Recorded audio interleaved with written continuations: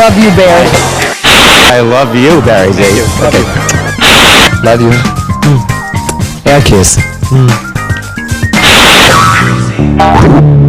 This is Barney Frank, and I've enjoyed talking with Barry Z about a range of things, including the documentary about the Clinton impeachment, in which I played a role called Let's Get Frank, and I hope everyone will take a look at that. I think it really does have a lot to say about American politics then and now. Hi, it's Barry Z from The Barry Z Show at Langan's Bar, talking to Congressman Barney Frank, who has a great new documentary out called Let's Get Frank. And it's about what?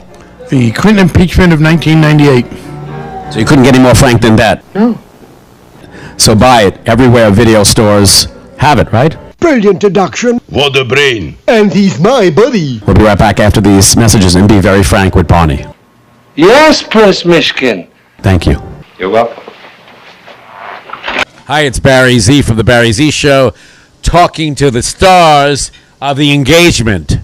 Right, how do you spell engagement, David? EnGAYgement with a capital G and a big old Y. How big is the Y? I have no answer to that. Okay. The Y What is did you say? Just big enough. Okay. Y for yes. Y for no. No. Well, why not? Yes, why not? Exactly. Yes. yes, it's a big Y for yes, because everybody loves this show. Right? I hope so. And I'm going to say this. Why not have this on Broadway where it belongs, and I'm going to bring it there? Oh, excellent. Let's do that.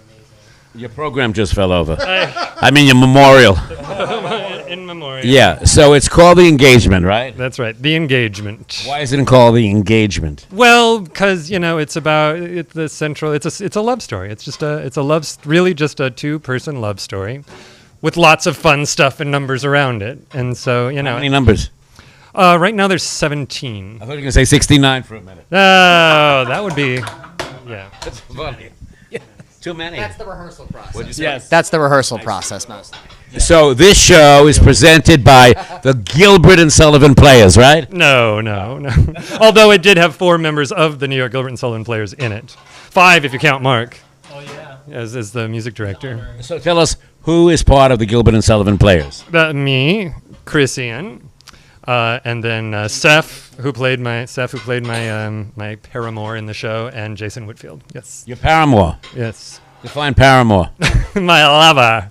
Your lover. My fiance, my husband, ultimately in the show. Is this your real I husband? don't want to give away the end, but but it is called The EnGAYgement. Wait a minute. What about the end? But I said he's my husband at the end. You get your husband in the end. I do. I see. I do.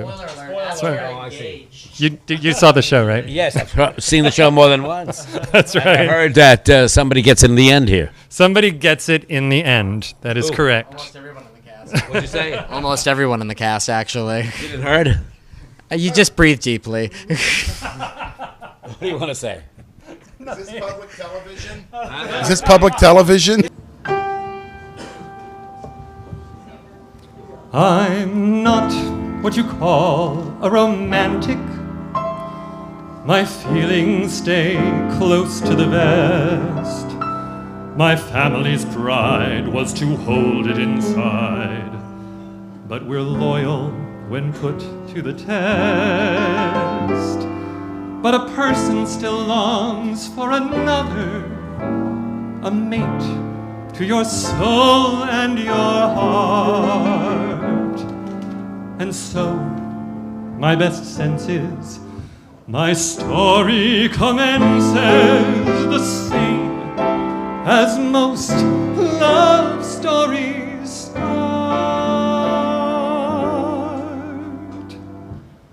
It's just another night at the gay bar where I'm looking at the men. Who is who? Did he look at me or look at you? Can I really know? It's a complicated flirting situation. If I think a guy is hot, I can tell him. Well, not tell him. I mean, in this bar scene, nothing more than eyes. A couple tries, then he'll realize that I'm giving him an open invitation. But that doesn't mean he likes your glance. It's an interesting game of chance.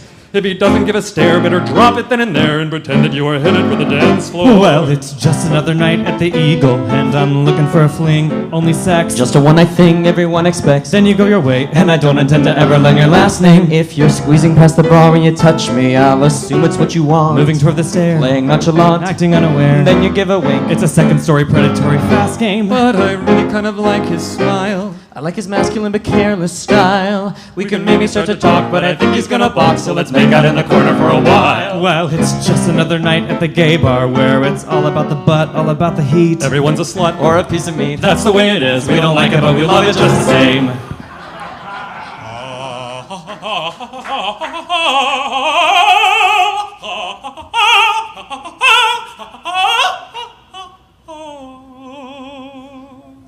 Singing show tunes at the piano bar makes me feel like I'm a superstar. But in dim lit rooms, it's so intense. I'm a wallflower with no confidence. Why would you ever think that I had a terrifying shyness when any guy pushes up and puts his hand upon my thigh? Still, if I don't run, I'll meet someone, not another fan, but to take me like a man is barbaric, but I love it just the same. Well, it's just another night at the gay bar where I'm looking for a fling, only sex. Just a one-night thing everyone expects. Then you go your way, and then don't intend to ever learn your last name. If you're bar, I can tell it. Well, let's tell it what you mean. As far as you're playing no song, it's a color where it's there. It's a second-story predatory fast. But now the question is a yes or no. Do you want to stay or do you want to go? We'll get home into the car or just do it in the bar. It's the Eagle, so it really doesn't matter. Just another night at the gay bar, getting lucky. Or if not, feeling kinda down, meeting Mr. Wrong. Boyfriend's out of town. What you gonna do? This is scintillating, fascinating, sexually validating, agitating, aggravating, character assassinating man. Barbaric, but we love it just the same.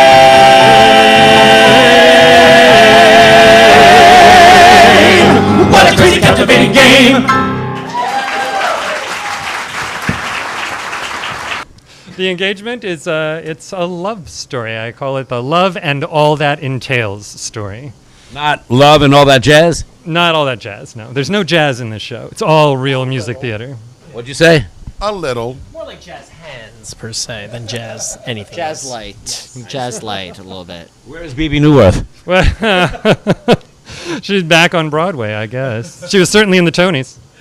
Okay. Killed it. But Killed she's it. not in the Engagement. She is not in the Engagement. Only one woman in the Engagement. Her name is Colleen Harris. And she's fabulous. She is fabulous. She does it. Is she a real woman? She is as woman as you get. She's a cis female. Yes. Cis female. What does that mean? It means she was born with female parts. Oh, I see. Yes. It's a very strange term, but it's what it means. Yes. But you spell it ENGAYMENT, right? That's right. Engagement. Why is it spelled that way? Just because it's a love story that happens to be two guys. It's a love story that's two men, but it's What gay means. that's Which is what? Which is what gay means, really. Is that what it means? A little bit. I think so. Now, is this in honor? We don't want to make you uncomfortable. Is this in honor? What is this a gay show? This is a gay show? I thought this was Hamilton. Oh yeah. a love story. It's a human show. It is. It's a human story. Well, I heard there was an engagement in Hamilton too on stage. I have not seen Hamilton. Haven't you seen it? No. We can't afford- afford Hamilton. They can't afford Not lottery for $5,000 a ticket. Huh? There was a rap in the show, but we cut it out. So, I mean. Gotcha. There's almost A gay rap. I wish I could see. Wish I could think. What is it? I wish I could trust there is something in me he would see that would be. So yeah, I feel a little Hamilton at that moment. I thought your beatboxing was So there is what a beatbox in this or a gay rap in this. I haven't seen any boxes beaten in no the show. boxes but allowed. No boxes allowed. No, except Colleen. But I mean, other than Not even big boxes. Okay, this is what happens when the girl is not at the table. To defend herself. She's not here to defend herself. That's not fair. Who was the girl we're talking about? There were a lot of girls in this show. No, the one. Yes. What'd you I'm a say? lady. 3 times a lady, no? Yes, exactly. I am not a lady. I am so not a lady. I mean, If I No. had, if I had Wait a to be minute. the waxing building. Wow. No, yeah, no, definitely not. And I'm in another show where I prove that I'm not a lady. So yeah. Didn't you wax your chest? No. I just trim the hedges is what I do. Trim the head. Trim that. No, you never want to trim the head, but you can trim the hedges pretty much. Just so it's not like growing like the Amazon. And this way, it's like neat and kept together. It's like tidying your room up, but with chest hair. Are you the Hedges in Benson and Hedges? The Hedges in Benson and Hedges? No. No, definitely not. No. Do you have to shave? It's a duo, but I mean not Benson and You have to Hedges. shave your arms? If I tried, I would have no free time if I even attempted to shave my arms. What causes this? Is this a malfunction? Self-loathing, mostly. Yeah, that's what contributes to it a lot. We're Yeah. opposite, actually. So. I see. Yes. I want to have this when I grow up. You want to have this? You can have it. I mean, I'll shave it off for you, make a wig, and you look like Joyce DeWitt a little bit. But I mean, it'll work. Joyce DeWitt, I don't like that woman. You don't like Joyce DeWitt? Oh, neither did Suzanne Summers. So She's a half-wit. Yeah, is she? What? I want to be John Ritter when I grow up. Don't we all? Exactly. I mean, interviewed him once. Now, but I mean, that's like in Fabulous actor. He was a fabulous actor, yes. And so He's a crowd, not always. Oh, Three's Company, right. All right, so tell me what the show is about. The show. Did we talk about this already? Which one was it? No, we never told the audience what the show's about. This show, The Engagement, is just a love story. It's a love and all that entails story. It is a story of how two single people meet in New York City in a bar. What bar? I like to name this, it's a little piano bar named... What? Yes, Rusty Anchor. I said the Rusty Anchor. I'm a big Golden Girls fan, so. Wow. I like to name it Antoinette's Angst. Oh. I see. Yeah. Or it could be called Mildred's Panic. No. Wait a minute, Mildred Pierce? No, just Mildred's Panic. I see. It could be called the Eagle, Well, right? we referenced the Eagle in one of the songs as well. Yeah, so we kind of. Yeah, you can't. We should call it Ruth's Tavern. Wait a minute. They don't have a piano at the Eagle. No, I think the sling gets in the way. So I mean, it just takes up too much room. Obviously, the only time they use the piano is to tie someone to it, maybe. That's probably true. Anyway. I think we just found our Saturday night plans, actually. I will tell you the truth, though. Actually, Carlos and I did meet in the Eagle. So this is a love story between you and your boyfriend, Carlos. My now husband, yes. Okay. Yeah, but it's inspired by. It's certainly not a true story in any case, but it was embellished. It's inspired by our story and things we've been through and done and our experiences. Yeah. Wow. So you go back how long with Carlos? Since 2004. Wow. So it's been Where did 12 you meet? years. 12 years. And where did you meet? We met at the Eagle. Wow, you see? Yeah. In the show, I put it in the piano bar just because it allowed for more numbers. But so that's why we referenced the Eagle, but we didn't actually do it in How many numbers are in this? 69? 6. Or 6 and 9? There's 17 numbers in this. Wow. Right. We only 69 in the first number. That's right. That's true, as a matter of fact. We're very method here in the cast of the Engagement. This is one of the best shows I've ever seen in my life. I don't believe you, but I thank you for saying it. This is my second time coming. It is your second time. You did. Yeah. I've made you come twice. Yeah, I came more than once. It's my job. When you have a long enough break, when you have a long enough break in between, it's easy to do that. So I mean.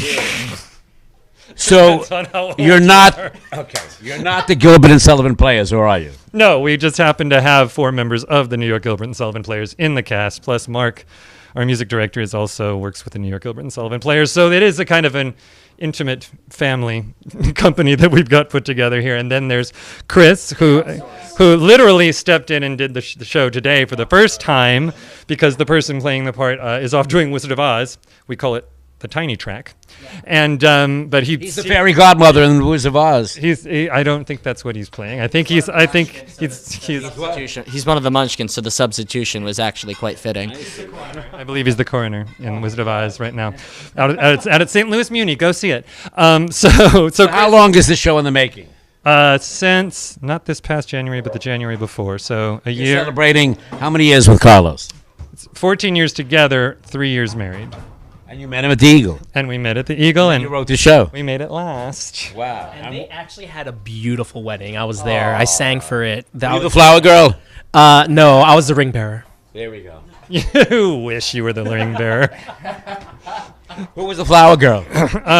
We didn't have a flower girl. We had a ring bearer. We didn't. I would have been your flower girl. Look, our flower's right here. I'm sure I sent you an invitation. I don't know what happened. Got lost in the mail, right? Lost in the internet. No, lost in the mail. M-A-L-E. I lost. Yes. Yes, that is what It does. Yeah, it's such a fantastic show, and I mean, I'd actually seen it before because I work here at the Metropolitan Room, and Is that how you got involved in the show? Well, how I got involved with the show is actually I work with Seth in another show called Naked Boys Singing off Broadway, and when they found out they were going to be losing Elliot, they hit me up and said, "Hey, can you come in and learn this stuff on the fly and do the job?" And I was like, "Yeah," I'm like, "I'd love to. I love the show." And when I saw Elliot do it, I was like, "Oh, that would be the part I'd want to do." So when Seth in the dressing room at Naked Boys, which there's not a lot of dressing going on, said, "Would you be interested?" I was like, "Yes, I'd be interested." It's like, it's a show where I get to keep my clothes on for, well, kinda, but I mean, a little bit. That's amazing. I know, it's a breathtaking story, isn't it? Wow. Feels like you were there. Dear Journal. I think journal sounds so much more masculine than diary, don't you? Dear Journal. Who am I kidding? You're a diary. A 35-year-old man's first diary. Maybe if I just drop the title and write Dear. Does that make it any manlier? Yeah, probably not. But it's more unique, and I'm good with that. So, Dear, comma. God, where do I start? Start at the very beginning? Ah, that's not a very good place to start. Guess I have to go all the way back before the beginning if I'm going to explain how did I get here. All alone, I would sing my songs, but all alone. I was happy to be on my own, 'cause I didn't want to hurt again. Not from love.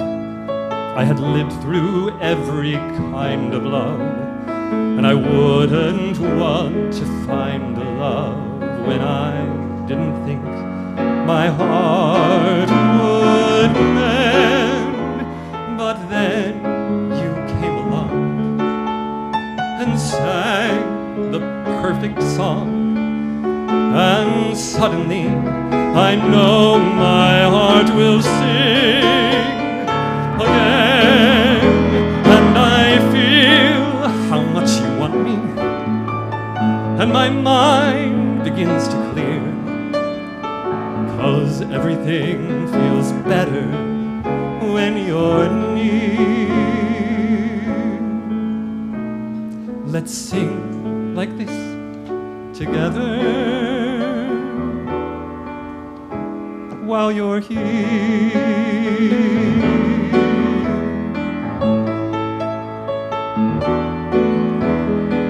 Like it should, time goes passing on and life is good. Even better than I thought it was. Even better than I thought it could be.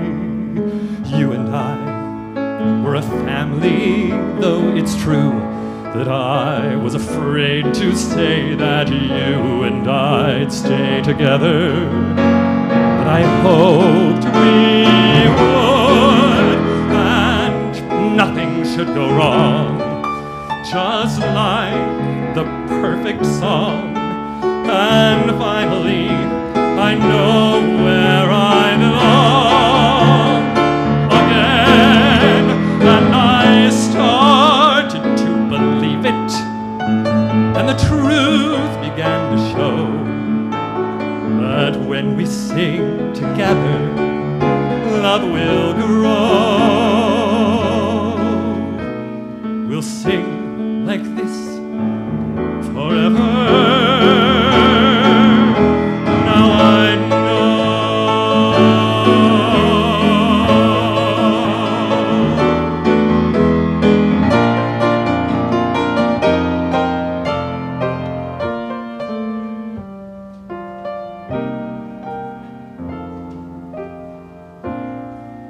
life will change. Though it's not your plan, and love is strange, even stranger than the day when I decided that this love was true. You don't know what you want to say, but do you know how I'm wishing you would stay? Though inside I know our time is through, and I try to say it's better, and I try to carry on, but nothing feels much better now you're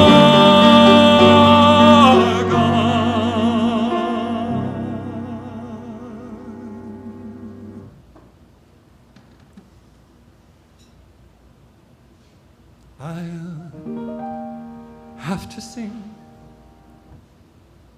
without you.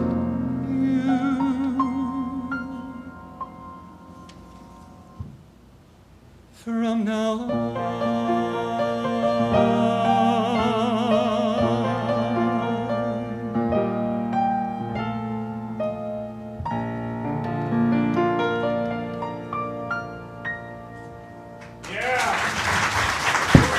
Isn't this a story about a tall gay man and a short gay man? It is a story about two people.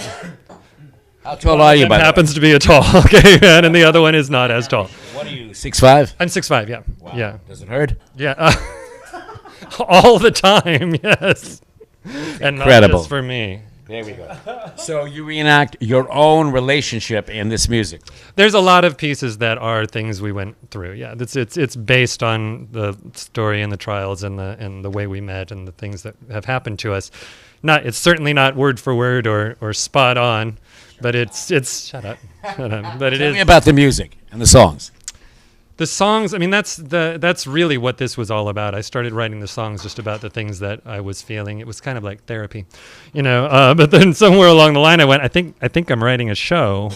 So then I had to start thinking of scenes, and then I had to start creating songs that had to do with the scenes, and the song, you know, that shows the first fight, and the song that is about the first date, and all of that started coming together. One of the most fun things about the music is actually writing all these male-male duets.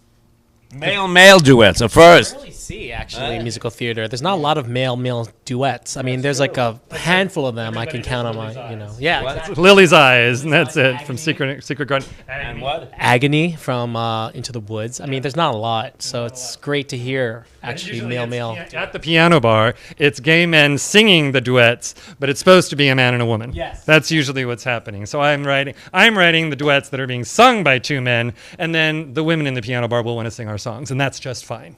Tell us about the songs. Give us the titles. The titles of the song? Oh, my goodness. There's Just Another Night. There's What a Night. There's does everything have night in the name of it?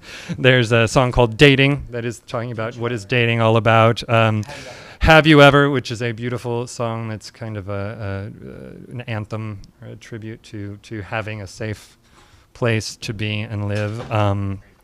There's Fight It Out, which is a very fun song about giving advice on how to have a long relationship, and A Piano Bar Confession, which is the song that Chris sang tonight. I don't know.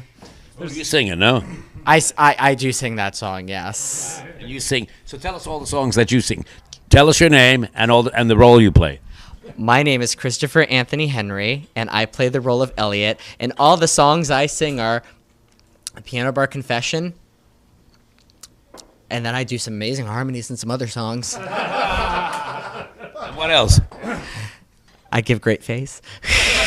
You strip naked. Not in that's the other show, right? Not in this show. That's just a naked boy singing, and sometimes socially if you bought dinner. And your name again is? Hi, I'm Chris Ian Sanchez, and I play the role of Ian. That's half my name.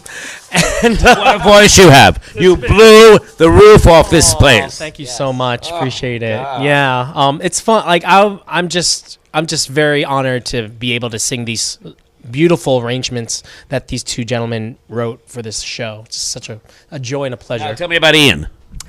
Well, He's Jewish. he's Jewish. Yes, he lives on the Upper East Side. No, just kidding. No, I don't know. I try to make my character kind of reflect who I am as Chris Ian, and I kind of bring that flavor out.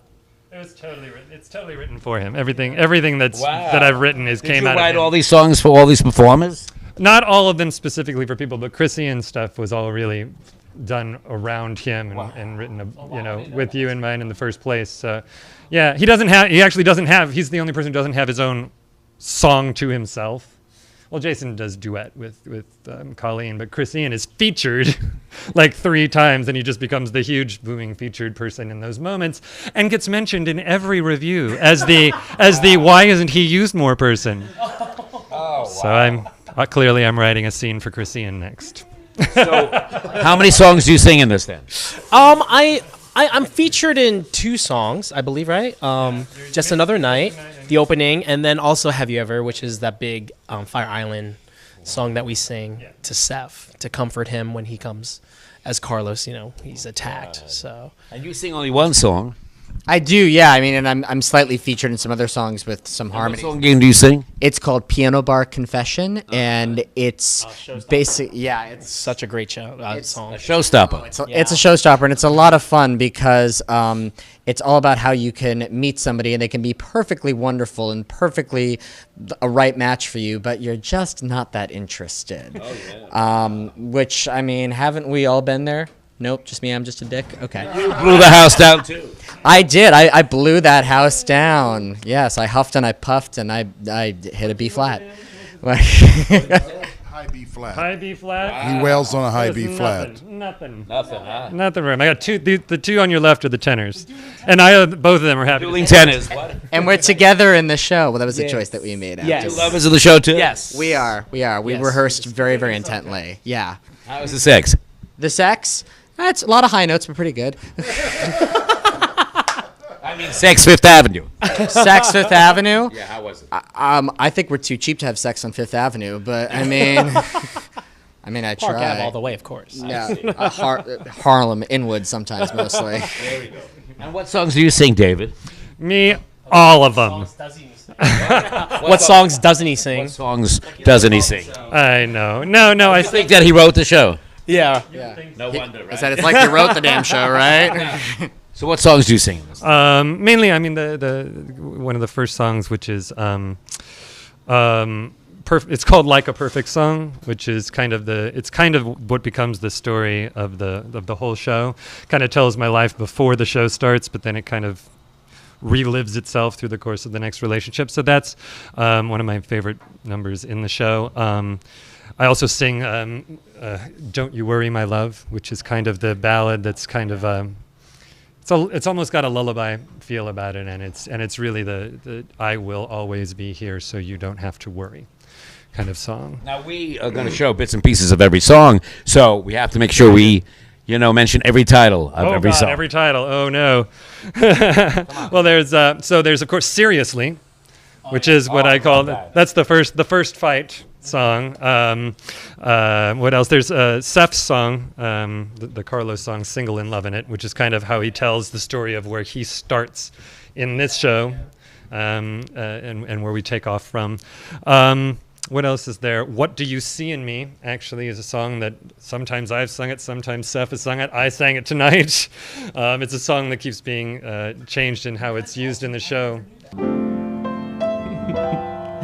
10 years ago, I met a handsome beau, a man who cared and seemed prepared to show me the world I wanted to know. Vacations, high fashions, and summers at his chateau.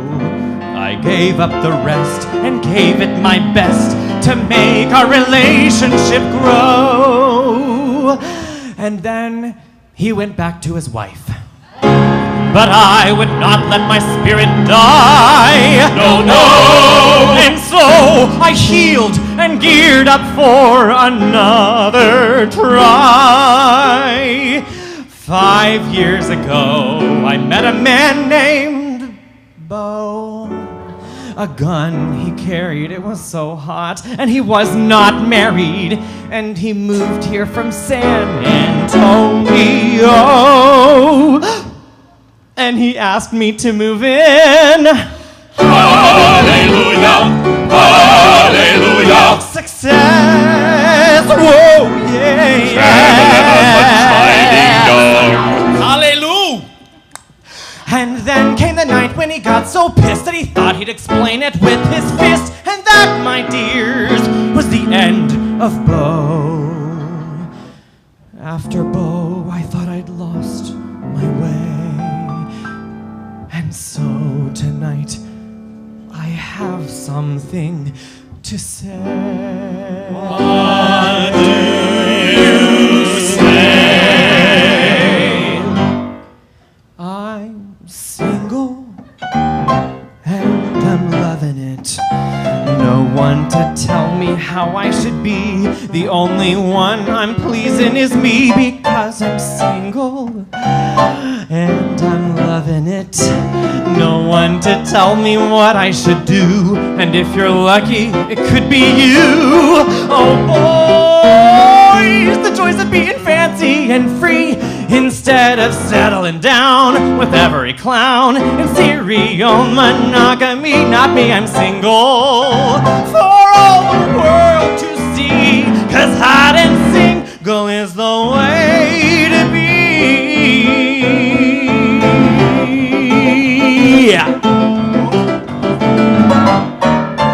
But don't you get just a little bit lonely when you're all alone after a date? Who's alone? And don't you hate when you're flirting and only then discover that the other guy's straight? That's how I like it. And don't you hate just a little bit tired paying rent all alone in this town? And family asking when you're settling down? Just a little bit. Once in a while, don't you wish you could cuddle with a man to keep you warm in the night? And someone to sit next to you on a flight? I'm not saying I'm giving up on romance. I'm not sitting home, never taking a chance. But just for now, I need you all to know. What should we know? I'm happy. That's the thing of it. I'm living life alone, that is true. But still, it's better than what I've been through. And this gay marriage, what's the point of it? If we'd had wedding cakes like today, I'd be a twice-baked gay divorcee. Someday, I'll maybe share my life and get wed. Till then, I'll relish the chase, enjoying my space, and stretch out on my queen-size bed. I said I'm single. He's single. Get it through your heads, 'cause I'm impervious to any manly spell. My standards are higher than Ava Gabor. I'll never again get caught settling for a man who looks like God yet acts like hell.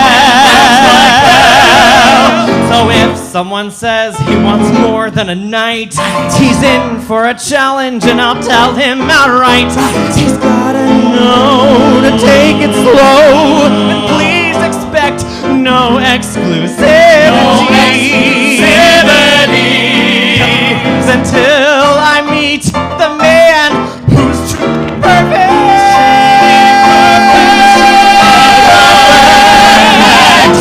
I'm dead.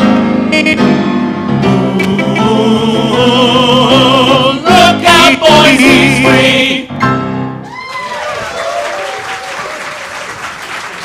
Men are awful because maybe they're not using deodorant. No, it's because I'm perfect and they should all worship me. What's your problem? Yes. Both of you are single, right? You're single. Yeah. Have you met your husband yet while doing the show? No, I haven't met my husband yet. Why not? But, Well, these two have only known each other. Maybe. yeah. What did you say? These two have only known each other about a month. Oh, wow. That's all it takes now. Yeah, and I hear two bottoms can have a relationship. That's true. Is that true? It's true. Yeah, we're moving at the pace of a lesbian relationship. 1 month, and we're already so in love. I'll bring my things over to your place. 1 month, and you fall in love, right? Fallen deeply and madly in love. Oh, thank you for the fake flowers. That's so sweet of you. That's a lesbian relationship. That's a lesbian. Well, I mean, to be fair to the lesbians, most of them fall in love after 2 dates. But I mean, but 1 month, I mean, you know, we have trust issues. We like to take our time. You sure that's not a Lebanese relationship? Okay. Thank you, Like Blanche. Danny Yes. Like what? Like Danny Thomas.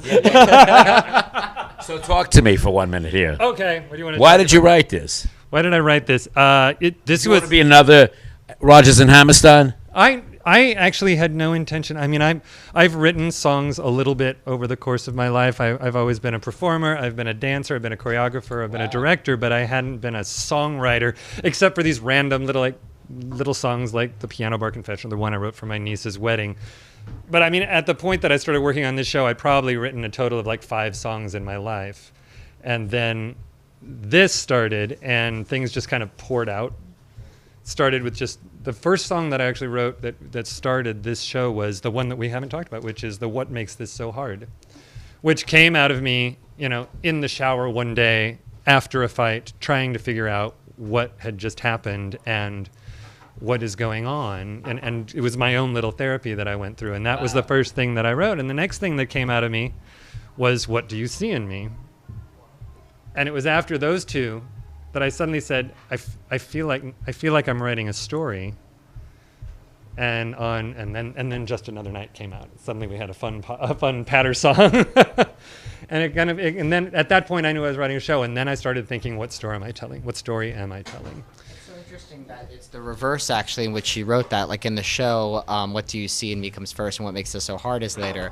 But in reality, you actually penned the other one first. That's actually really cool. Yeah, and one night after Carlos and I, we never have any time. And one night we actually just made a serious date night. I mean, we made it a date night. We had dinner. I had a hotel booked. It was, it was like what we had to do. It was like if we'd gone home, we would have taken care of business at home. We would have been worrying about is the bed this and is that put away and is this so? I said, no, we're going to do a date night. We did it in a hotel. It was the weekend after that I wrote the song "Oh What a Night," which is the first note. What'd you say? You book a hotel for your dates? We have. My dates take me out to My dates take me out to Wendy's and say, "Here's a free Frosty." Assy. Did I mention men are awful? They're awful. Yeah. Please continue with your perfect. Maybe you romance. haven't met the right man yet. No, there's none of them. None of them are right. None of them are right. But call me. What'd you say? But call me. Prove me wrong. I'm What's the willing. phone number again? 1-800 EASY.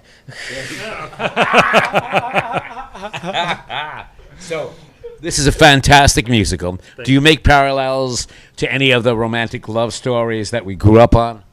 You know, I don't. Sound of music in this, no? I don't. I mean, it's true. There's Girls are alive in this, no? Like, musically, the whole feeling is like good old-fashioned music theater. Even though there's some poppy sound, poppy. There's a poppy.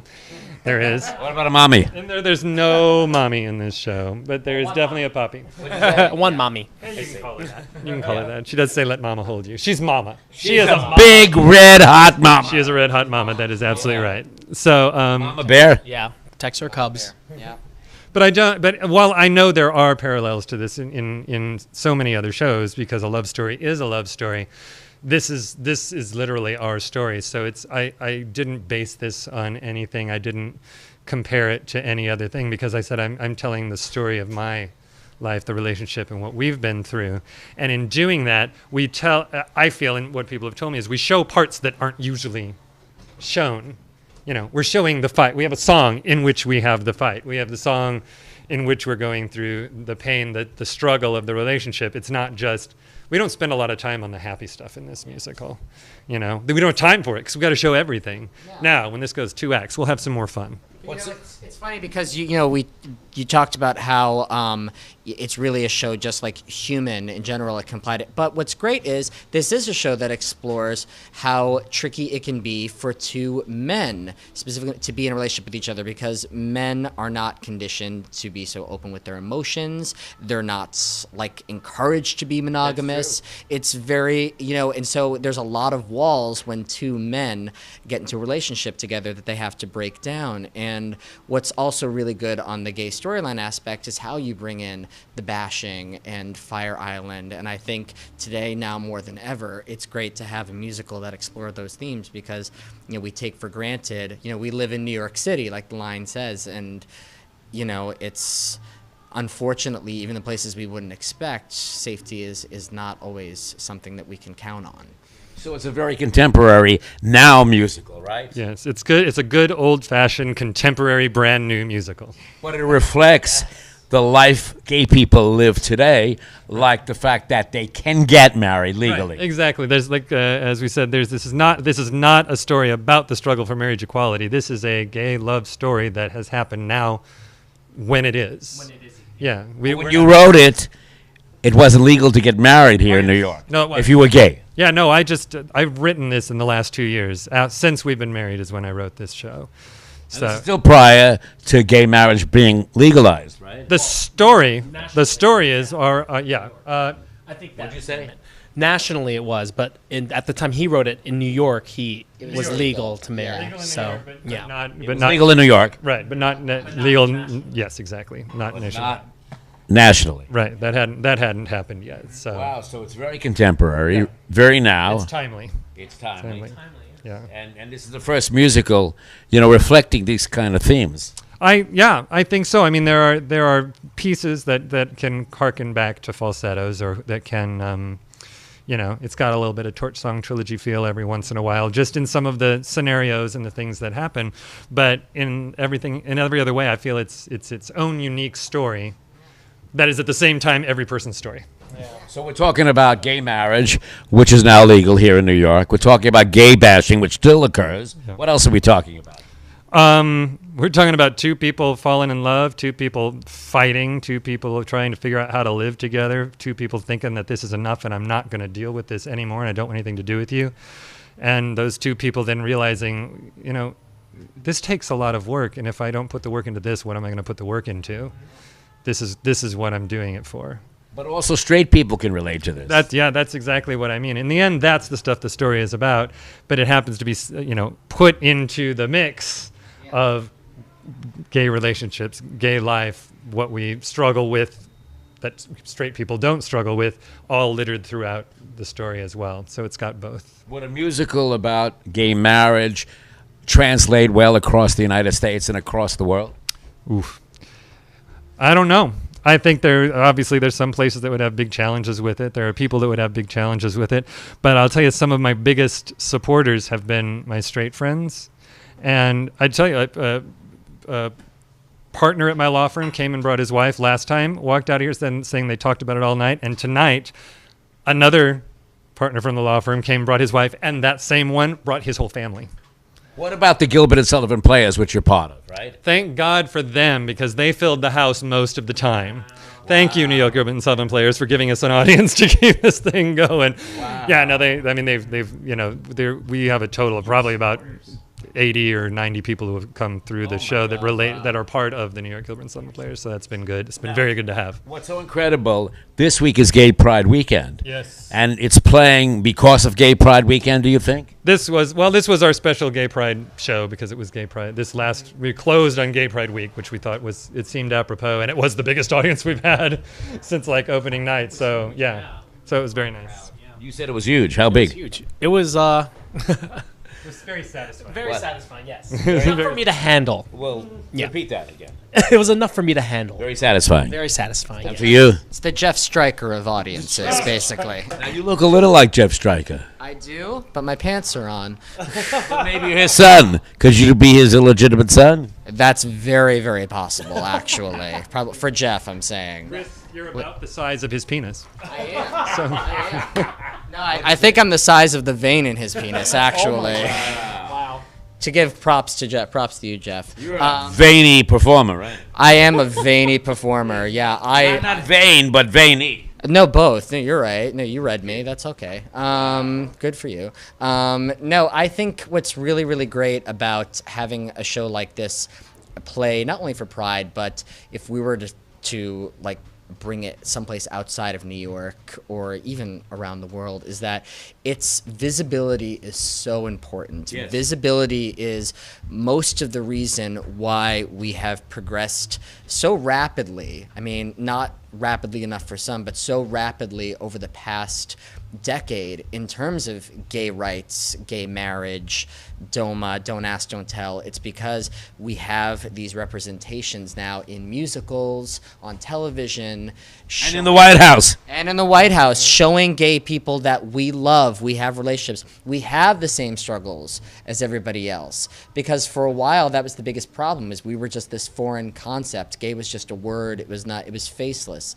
And it's works of art and entertainment, theater and everything that help people who might not otherwise relate put a face to this and understand. And it's very, very hard to walk away from or prejudge something when you have a face to it, when it's they're like my brother, they're like my friend, they're my uncle. It's really vital, and you know, it's humanizing.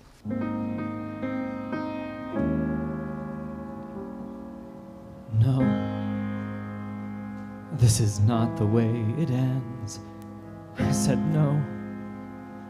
I don't want to be just friends. I've been around the block and back to the start. And if there's one thing I've learned, it's to listen to my heart. And it says no, I'm not walking out today. There's too much at stake here to let you slip away. Whatever we need, I'll do to succeed with you. So just let us do what will get us through what is nothing more than regrettable moments, I know. But to leave without fighting for us, just know. I said no. I've been down this road before, I won't go. I'm not running anymore. It's time to stand and face you straight in the eye. It's gonna take work and courage, but there's no other guy I want to know. Your mother taught us what it takes. She said, take care of each other and just learn from your mistakes.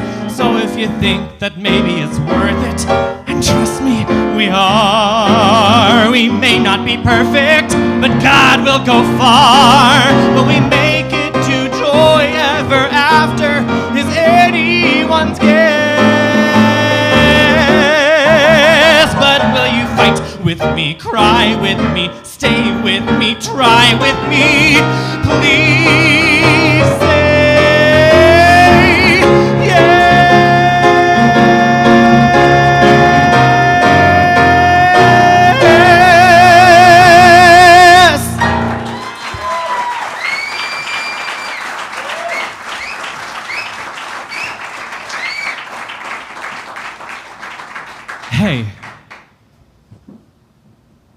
Hey, I want to apologize. I realize I wasn't being fair and giving you a chance, and I know you're probably still very angry at me, but I hope you can take this apology and we can have a new begin. See, there you go, interrupting me again. You know how I hate that. No, but seriously, here, have a seat. Just hear me out. Don't interrupt. Just listen. So I've been looking at things, looking at them hard, analyzing, and I had to ask myself, why do people give up on what could have been a good thing? It's like people just don't try anymore. And I had to ask myself and tell people always just act on their emotions and leave out the logistics, but the fact is, it is hard to live with someone. You have to share the same space, the same air, the same money, the same bathroom. How hard is it to allow yourself to be comfortable and at the same time be with someone else? And I think the answer is patience, fairness, forgiveness, communication, of course. And There's the one we have. I said no interrupting! And a little bit of love. You've been a brother to my sisters, a son to my parents, a caregiver to our family. You've helped me be my best. You've made me act my worst. And yet you still want to be with me. To be a part of my life, a part of my family. I guess what I'm saying is I can finally consider myself really lucky. David Scott Oxier, will you marry me?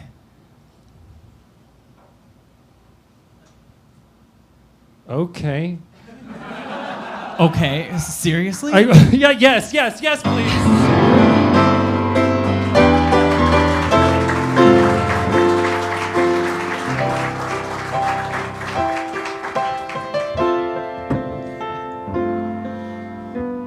Here we are. Who'd have thought we'd find ourselves here?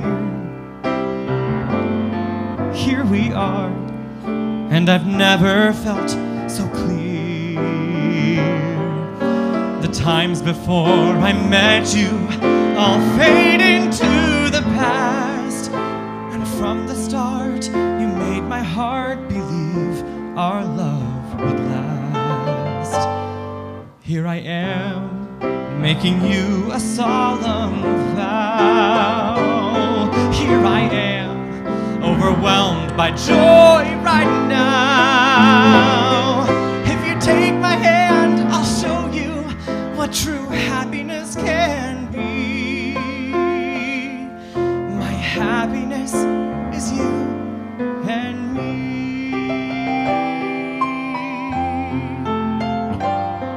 Through the years, we'll share everything as one. Every joy, every trial, every one. I'll never leave you wanting.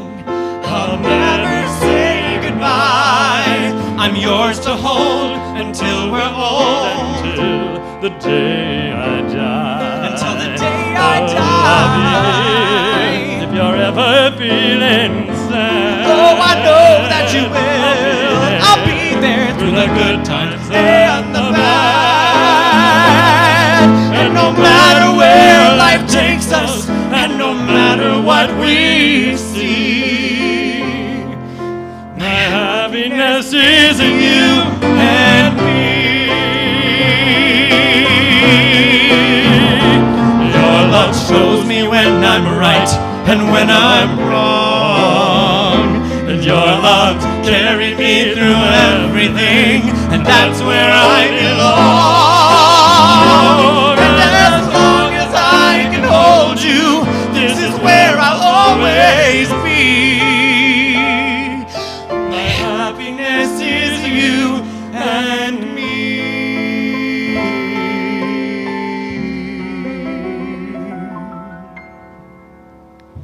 My happiness is you and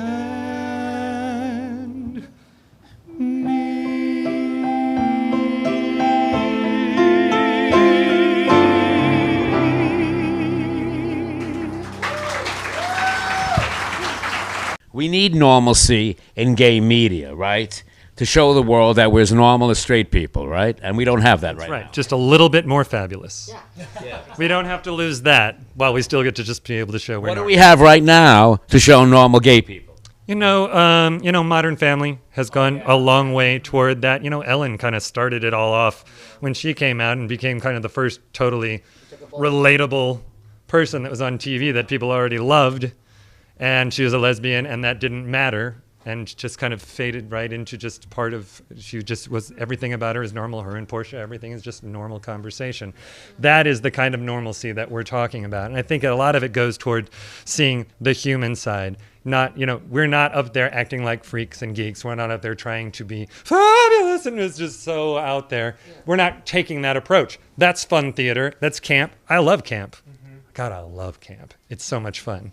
But this story doesn't accurately represent the community. No, it's just a fun way to be. It's a fun form of entertainment, and it's great. And it's a stereotype. But it does tend to go towards stereotype. Dearly beloved, and my wife too. Just kidding, honey. Go bless yourself. We are gathered here today to join these two crazy kids in holy patrimony. God bless you. But by the time you've made it to a wedding day, you've probably already lived together, you've loved together, gone through hell together, and worst of all, planned a wedding together. And folks, if you can get through all that and you still want to get married, well, you already are. And then it's all over but the dancing. And so now, by the considerable power invested in me by the great state of New York and by the Universal Life Internet Church, I'm going to see if I can make these boys dance. Gentlemen, assume the position. In the words of the great Hebrew prophet, Barbara Streisand, there's nothing more important in life than love. For 7 years you've laughed, you've cried, you've built a home that's clear. You've learned the skills, you've made mistakes, but at the end you're here. And as you stand before me now, I've no advice that's new. It's time to make your solemn vow. Do you take this man?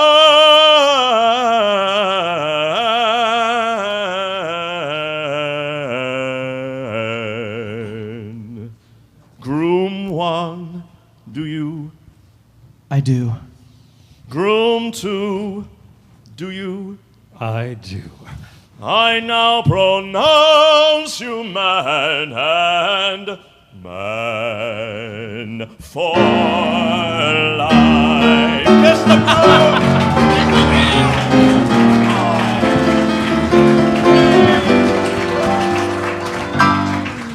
I'm married and I'm loving it. I never dreamed I'd see such a day where I'd be equally married and gay. No way, I'm married and I'm loving it.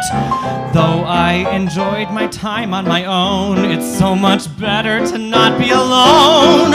Oh boys, the joys of being blissfully wed. Like staying home getting fat. Whoa! Adopting a cat? No, I guess we'll compromise instead. I said I'm married. I'm married. So get it through your head. Not starting now. There's no more I. There's only we.